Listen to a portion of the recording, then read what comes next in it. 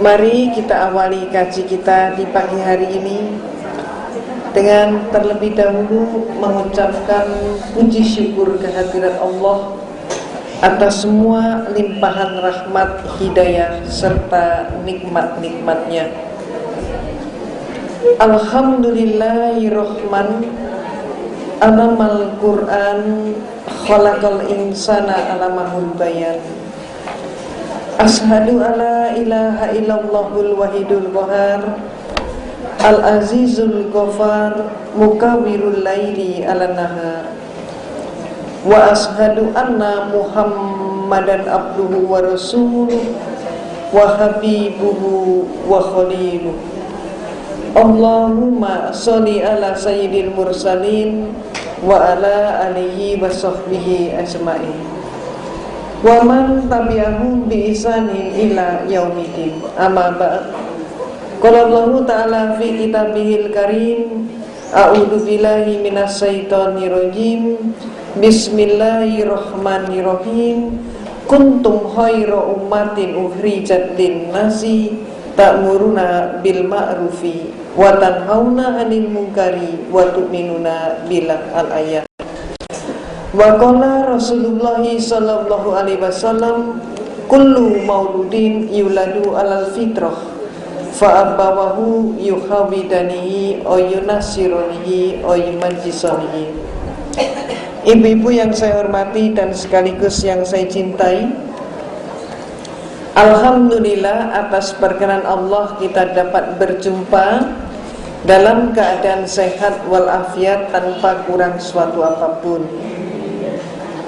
Dalam kesempatan ini saya ingin menyampaikan sebuah topik, yaitu tentang strategi pendangkalan akidah, agar supaya kita mampu mengantisipasinya. Dan sebagai latar belakang, saya menyampaikan hal ini disebabkan karena pengetahuan saya, dan pengetahuan saya itu erat hubungannya dengan latar belakang kehidupan saya yang insya Allah berbeda dengan ibu-ibu pada umumnya. Seringkali saya menerima julukan sebagai seorang mantan kafir, dan dengan julukan itu saya katakan alhamdulillah. Kenapa? Karena mantan kafir itu adalah orang yang mendapatkan hidayah Allah. Maka saya katakan alhamdulillah. Sedangkan kalau mantan santri, naudzubillah, karena dia bukan mendapat hidayah Allah, tapi sebaliknya dia mendapatkan laknat Allah. Saya disebut sebagai mantan kafir itu karena saya mempunyai perjalanan hidup yang berbeda dengan ibu-ibu. Tepatnya saya ini adalah sebagai mantan biarawati. Insya Allah ibu-ibu tahu kan yang disebut biarawati. Insya Allah pernah kenal. Pernah kenal kan Bu? Minimal kenalnya melalui telenovela Meksiko. Biasanya ibu-ibu menjelang maghrib itu kan? Betul kan? Saya pagi jam 9 juga ada? Nah tuh, malah saya baru ngerti. Pengalaman saya kurang lebih 2 minggu yang lalu, ada ibu-ibu majelis taklim yang mengantar saya pulang. Dia mengusulkan, Ustadzah, kami sholat maghrib di Ustadzah aja ya. Saya katakan alhamdulillah begitu. Saya senang sekali malah kalau ibu berkenan untuk menemani saya berbuka puasa. Dan kemudian naik karena ruangan saya di atas.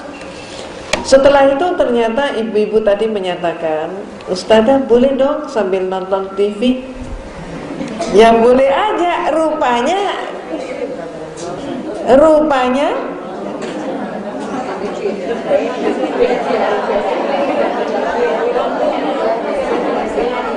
jadi rupanya dia nggak mau ketinggalan. Kalau dia tidak maghrib di tempat saya kan maghribnya di jalan, maka ketinggalan Betty Rafia.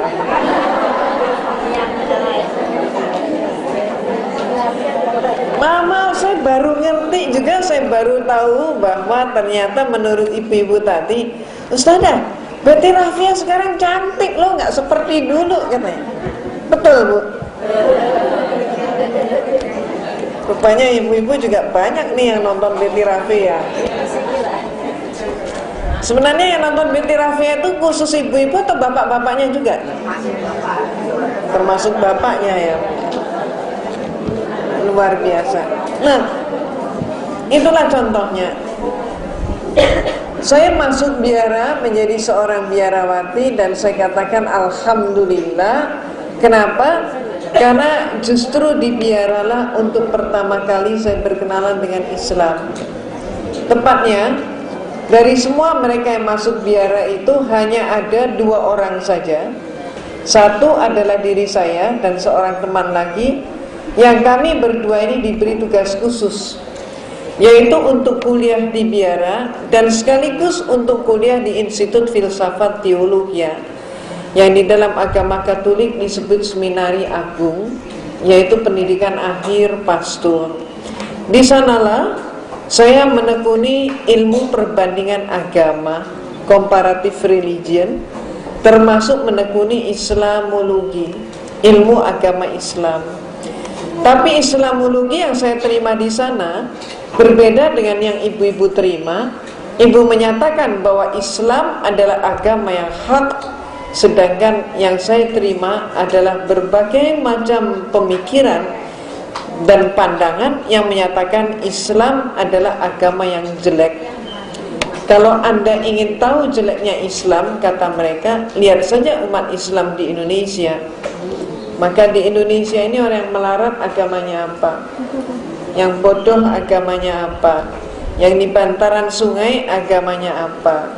Yang kehilangan sandal sepatu hari Jumat siapa? Yang berpecah belah tidak mau bersatu siapa? Yang jadi teroris siapa? Kata mereka semua itu Islam. Dan pada saat itulah saya katakan penyimpulan itu belum benar, perlu diuji.